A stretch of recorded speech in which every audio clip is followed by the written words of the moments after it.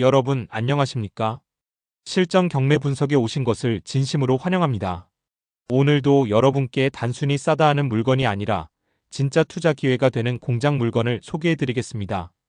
그런데 여러분 여기서 잠깐, 혹시 저희 실전 경매 연구소가 어떤 곳인지 알고 계십니까? 저희는 그냥 이거 싸네요 하고 던져놓고 끝내는 곳이 절대 아닙니다. 저희 멤버십에 가입하시면 이런 물건에 대해서 궁금한 사항을 바로 전화로 물어볼 수 있고, 무엇보다 남들보다 며칠, 때로는 몇 주 먼저 저희가 직접 발품 팔아서 조사한 진짜 돈 되는 물건을 그대로 받아보실 수 있습니다. 혹시 이런 경험 있으신가요? 부동산 사이트 뒤적이다가 괜찮아 보여서 가봤는데 이미 계약 끝. 경매 물건 찾아서 법원에 가봤더니 분석도 안 하고 뛰어든 사람들 때문에 낙찰가가 하늘까지 치솟아 버린 경우 많이 겪어보셨죠? 저희는 그런 물건이 아니라 경매 투자에 바로 써먹을 수 있는 실전 자료를 드립니다. 그리고 또 있습니다.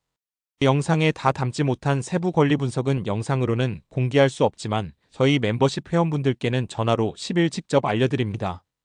이 물건 겉보기엔 괜찮아 보이지만 이런 함정이 있으니 조심하세요. 혹은 이건 권리상 아무 문제 없습니다. 바로 입찰 들어가셔도 됩니다. 이렇게 바로 판단까지 내려드리는 거죠. 혹시 시청자분들 중에 이런 고민 있으십니까? 나는 초보라 뭘 봐야 할지 모르겠다. 조건에 맞는 물건 찾기가 힘들다. 낙찰은 받고 싶은데 입찰가 산정이 어렵다. 그렇다면 고민하지 마시고 저희에게 전화 주십시오. 조건 맞는 물건 찾아드리고 입찰부터 명도, 매각까지 전 과정을 함께합니다. 그리고 가장 중요한 부분, 낙찰은 받았는데 잔금이 부족해서 포기해야 하는 경우가 종종 있죠? 걱정하지 마십시오. 저희는 금융 네트워크를 통해 대출까지 원스톱으로 해결해 드립니다. 즉 분석부터 입찰 전략, 자금 조달 명도, 매각 전략까지 어부터 지까지 한 번에 지원합니다. 오늘 소개해드릴 김해 진영읍 신용리 공장 역시 마찬가지입니다. 이 물건 잘만 접근하면 단순히 건물 하나 샀다가 아닙니다. 월 단위로 현금이 꼬박꼬박 들어오는 자산으로 만들 수 있는 기회예요. 이제 그 이유를 권리 분석부터 수익 구조까지 차근차근 풀어드리겠습니다. 이제 오늘 제가 준비한 사건을 정확하게 소개해드리겠습니다. 사건 번호는 2024 타경 5970번입니다. 위치는 경상남도 김해시 진영읍 신용리 562-5번지, 이번 매각은 창원지방법원 본원에서 진행됩니다. 매각 기일은 2025년 9월 17일 수요일 오전 10시이고요. 감정가는 9억 6,500만 원 하지만 지금은 무려 4차까지 유찰되면서 최저 입찰가가 6억 1,700만 원까지 떨어졌습니다. 즉 감정가 대비 약 64% 수준에 불과합니다. 이 물건의 구성은 이렇습니다. 건물은 경량철골조 판넬 지붕 구조의 제조업소, 연면적은 294.8이, 약 89평 규모의 단층 건물입니다. 토지 면적은 646이, 약 195평, 준공은 2001년 11월 21일에 완료되었습니다. 정리하면 토지 195평과 건물 89평이 세트로 묶여있는 공장 물건, 감정가 9억 6천에서 지금은 6억 1천까지 떨어진 상태입니다. 여러분, 이제 이 공장이 어떤 성격의 물건인지, 그리고 왜 이 물건이 지금 꼭 주목받아야 하는지 말씀드리겠습니다. 먼저 위치부터 보겠습니다. 이 공장은 경상남도 김해시 진영읍 신용리에 있습니다. 옛날 구도로의 길가에 위치해 있어 차량을, 특히 대형 트럭을 공장 앞에 편안히 세울 수 있는 위치에 있는 멋진 위치입니다. 특히 김해, 창원, 부산을 연결하는 산업벨트의 한가운데라고 보시면 됩니다. 주변을 둘러보면 이미 식품 제조업체와 물류창고들이 빽빽하게 들어서 있는 곳, 즉 실사용 수요가 확실히 보장된 자리라는 거죠. 접근성도 뛰어납니다. 대형 화물차가 진입할 수 있는 도로가 확보돼 있고 식자재 물류가 하루에도 몇 차례씩 오가는 곳이라 유통업 식품업을 하는 분들이라면 당장 쓸 수 있는 조건을 갖추고 있습니다. 건물 자체를 보겠습니다. 연면적 약 89평의 단층 철골조 공장, 토지 면적은 약 195평입니다. 단순히 가볍게 쓰는 창고 건물이 아니라 이미 제조업소 허가를 받은 정식 식품 공장입니다. 그리고 가장 중요한 부분, 이 공장 안에는 냉동 냉장 설비가 마련되어 있다는 점입니다. 닭고기 가공, 신선식품 보관, 유통업까지 가능한 식품 공장으로서의 핵심 가치가 바로 여기서 나옵니다. 여러분도 아시다시피 요즘 같은 여름철에는 냉동 냉장 창고가 곧 돈입니다. 설비 하나 새로 들이려면 억 단위가 들어가지만 이 물건은 이미 그 기본 틀이 갖춰져 있습니다. 그래서 이 공장은 단순히 싼값에 나온 공장이 아니라 당장 식품업에 뛰어들 사람들에게는 시작 자산이자 기회입니다. 입지와 설비, 허가 구조가 이미 다 갖춰져 있기 때문에 내가 이걸 잡아서 식품 공장을 바로 돌릴 수 있다는 게 가장 큰 장점입니다. 정리하겠습니다. 주변 환경식품 가공물류 업체 밀집 수요 안정적, 접근성 대형차 진입 가능, 유통 최적화, 건물 성격 단순 창고가 아니라 제조업소 허가 공장, 핵심 포인트 냉동 냉장 설비 확보 식품 공장으로 즉시 가동 가능. 여러분, 이런 물건은 단순히 값싼 공장이 아닙니다. 바로 사업을 시작할 수 있는 완성된 식품 공장이라는 점. 이게 오늘 사건의 진짜 매력입니다. 더구나 이 대지와 건물을 비교해 보았을 때 한참 더 확장할 수 있는 이점도 있습니다. 멤버십에 가입하신 분에 한해서 이와 관련된 자료를 이메일로 보내드릴 수 있으니 참고하시면 좋겠습니다. 여러분, 아무리 좋은 공장이라도 권리관계가 복잡하면 돈 되는 기회가 아니라 골칫거리가 될 수 있습니다. 그래서 지금부터는 이 공장의 권리관계를 하나하나 정리해 보겠습니다. 먼저 토지 등기부부터 보겠습니다. 2019년 2월 26일 부산은행 근저당이 설정되어 있습니다. 이 권리가 토지 부분의 말소기준 권리가 됩니다. 그 다음 건물 등기부를 보겠습니다. 2021년 5월 21일 농협 근저당이 잡혀 있습니다. 이게 건물 부분의 말소기준 권리입니다.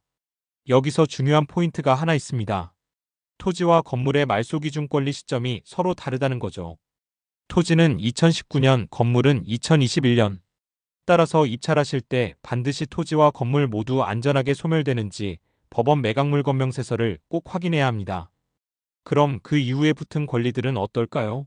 각종 가압류, 압류, 신용보증기금, 기술보증기금 등등 모두 말소기준 권리 이후에 설정된 권리입니다. 따라서 경매가 진행되면 전부 깔끔하게 소멸합니다. 그리고 또 하나 많은 분들이 제일 걱정하는 게 뭘까요? 바로 유치권입니다. 공장 물건의 경우 내가 직접 시설을 공사했다, 돈 못 받았다 하면서 버티는 경우가 많죠. 그런데 이번 사건 확인해 본 결과 유치권 신고가 전혀 없습니다. 즉, 경매로 넘어가더라도 유치권 리스크는 0입니다. 정리하겠습니다. 토지 기준 2019년 부산은행 근저당 말소기준 권리, 건물 기준 2021년 농협 근저당 말소기준 권리, 이후 권리 전부 소멸, 유치권 없음. 그럼 이제 진짜 중요한 임차인 현황을 보겠습니다. 첫 번째 임차인 김부광 씨입니다. 전입 2020년 1월 21일, 보증금 1,500만 원, 월세 100만 원, 배당 요구는 하지 않음. 여러분, 여기서 포인트는 전입 시점입니다. 토지 말소기준 권리는 2019년, 건물 말소기준 권리는 2021년이죠. 김부광 씨는 2020년에 들어왔습니다. 따라서 건물 기준으로 보면 말소기준 권리보다 앞선 임차인, 즉 대항력이 인정됩니다. 그런데 배당 요구를 하지 않았습니다. 무슨 뜻일까요? 낙찰자가 보증금 1억 5천만 원 전액을 인수해야 한다는 겁니다. 두 번째 임차인 이지연 씨. 전입 2020년 11월. 그러나 2021년 11월 퇴거 확인 이미 현 점유에서 제외되었기 때문에 낙찰자 인수와는 무관합니다. 따라서 현재 남아있는 실질적인 점유자는 김부광 씨 단 한 명입니다. 정리하겠습니다. 토지 건물 권리관계 복잡해 보이지만 결국 깔끔하게 소멸. 유치권 없음. 임차인 김부광 씨 1,500만 원 대항력, 배당 요구 낙찰자 인수. 결론, 낙찰을 받으려면 입찰가 1,500만 원 보증금까지 계산해야 한다. 자, 이제 가장 현실적인 계산으로 들어가 보겠습니다. 그래서 이 공장을 낙찰받으면 내 돈은 얼마가 들어가느냐? 이게 가장 중요한 포인트 아니겠습니까? 최저 입찰가부터 다시 확인해 보겠습니다. 이번 사건의 4차 최저가는 6억 1,760만 원입니다. 제가 이 금액을 낙찰가로 가정하고 계산해 보겠습니다. 먼저 은행 대출입니다. 공장 물건은 통상 낙찰가의 70% 전후까지 대출이 가능합니다. 따라서 약 4억 3천만 원은 은행에서 조달할 수 있다고 보시면 됩니다. 그럼 내가 직접 넣어야 할 돈은 얼마일까요? 낙찰가 6억 1천 중에서 대출 4억 3천을 빼면 약 1억 8천만 원이 내 자본으로 들어갑니다. 여기에다가 아까 말씀드린 임차인 보증금 1,500만 원을 낙찰자가 인수해야 합니다. 그리고 취득세와 법무비용, 각종 경매 비용까지 최소 3천만 원은 더 잡아야 합니다. 최종적으로 정리하면 자기자본 낙찰가에서 대출 제외 약 1억 8천, 인수 보증금 1,500만 원, 취득 세부 대비용 약 3천만 원 따라서 총 자기자본은 약 2억 3천만 원 정도가 들어갑니다. 이제 금융 비용을 계산해 보겠습니다. 은행 대출 4억 3천만 원의 금리 4%를 적용하면 연이자가 약 1,720만 원, 월로 환산하면 약 143만 원이 나갑니다. 그리고 자기자본 2억 3천만 원을 은행에 예금했다고 가정하면 요즘 이자율 3% 기준으로 연 690만 원, 월 57만 원 정도의 기회비용이 발생합니다. 즉, 내가 이 공장을 운영하거나 임대를 줬을 때는 매달 은행 이자 143만 원, 자기자본 기회비용 57만 원, 총 200만 원이 비용으로 빠져나간다고 보시면 됩니다. 여러분, 이 단계에서 가장 중요한 건 바로 이겁니다. 이 공장은 매달 200만 원 이상 수익을 낼 수 있느냐 없느냐? 그게 바로 투자 판단의 핵심이 됩니다. 여러분, 이제 제일 궁금한 부분으로 들어가 보겠습니다. 그래서 이 공장은 한 달에 얼마를 벌어주느냐? 현재 이 공장은 임차인이 직접 사용하면서 월세 100만 원을 내고 있습니다. 솔직히 말씀드리면 이 정도 월세로는 앞에서 계산한 월 금융비용 200만 원을 감당하기 어렵습니다. 즉, 지금 그대로 두면 마이너스 구조라는 거죠. 그렇다면 방법은 두 가지입니다. 첫 번째, 현 임차인 유지 전략. 만약 현재 임차인과 협상을 해서 보증금 조정과 월세 증액을 할 수 있다면 월세를 최소 200만 원 선까지는 올려야 본전이 나옵니다. 김해창원권 소규모 공장 월세 시세를 보면 비슷한 규모가 250만 원, 300만 원 정도에 거래되고 있습니다. 따라서 협상 여지가 충분히 있다는 겁니다. 두 번째, 명도 후 시세 임대 전략. 만약 임차인을 내보내고 명도를 깔끔하게 한다면 이 공장은 단순 창고가 아니라 식품 가공물류 공장이라는 게 핵심입니다. 특히 냉동 냉장 설비가 기본으로 깔려 있거나 증축이 가능하기 때문에 식품업체 입장에서는 일반 창고보다 훨씬 높은 임대료를 지불할 의사가 있습니다. 실제 김해 지역 냉동 냉장 창고 임대료 시세를 적용하면 이 공장은 월 300만 원에서 350만 원 이상도 충분히 가능합니다. 만약 28평 규모의 냉동 냉장 창고를 증축한다면 월세 수익은 400만 원 이상으로도 노려볼 수 있습니다. 정리하겠습니다. 현 임차인 조건 그대로는 손해 반드시 협상 필요.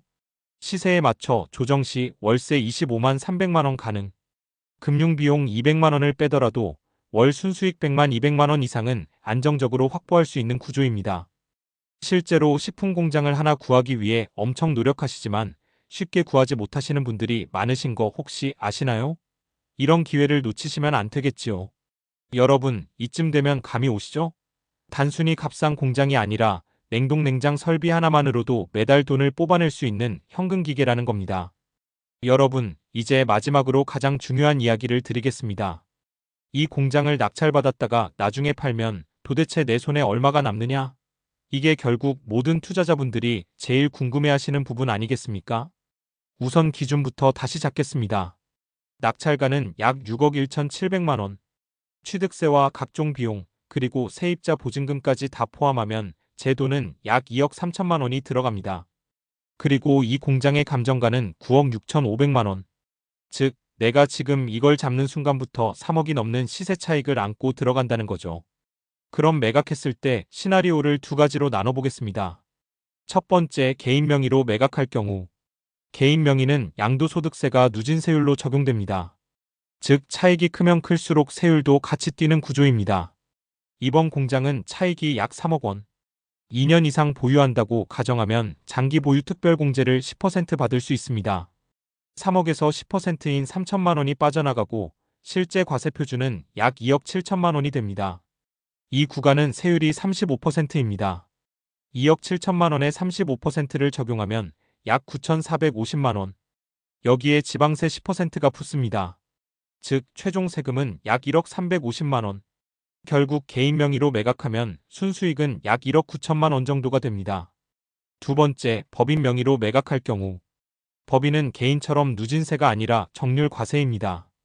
양도 차익이 3억 원일 경우 처음 2억 원은 10%, 나머지 1억 원은 20% 세율을 적용합니다. 즉 4천만 원이 나오고 여기에 지방세 10%를 더하면 약 4,400만 원. 결국 법인 명의로 매각하면 순수익은 약 2억 5천만 원이 됩니다. 최종 비교. 정리하면 이렇습니다.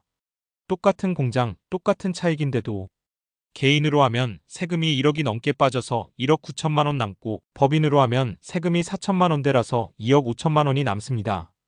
차이가 무려 6천만 원. 여러분, 이게 바로 전략의 힘입니다. 여러분, 다시 정리하겠습니다. 이 공장은 단순히 값싼 공장이 아닙니다. 냉동 냉장 설비가 가능하고 바로 식품 가공 물류에 투입할 수 있는 말 그대로 현금 뽑아내는 기계 같은 공장입니다. 월세로 돌려도 돈이 나오고 매각하면 세금 전략에 따라 2억 가까이, 많게는 2억 5천만 원까지도 내 손에 남습니다. 결국 관건은 누가 먼저 이 기회를 눈치채고 움직이느냐입니다. 만약 혼자 계산하기 막막하시다면 저희 실전경매연구소가 분석부터 입찰, 자금 조달, 매각 전략까지 어부터 지까지 함께하겠습니다. 뿐만 아니라 낙찰받았는데 잔금이 부족하신 분은 저희 실전경매연구소에서 금융사와 직접 연결시켜 잔금 걱정에서 해방을 시켜드립니다. 여러분, 혹시 이 식품 공장에 관심이 있으신 분은 저희 실전경매연구소에 연락하셔서 함께 연구해 보시는 것도 좋을 것입니다. 이건 단순한 공장이 아니라 여러분의 월급이 될 수도 있고 퇴직금보다 빠른 자산이 될 수도 있는 기회입니다. 놓치지 마시고 지금 바로 준비하시길 권해드립니다. 여태까지 시청해주셔서 대단히 감사합니다. 다음에 더 돈 되는 물건으로 찾아오겠습니다.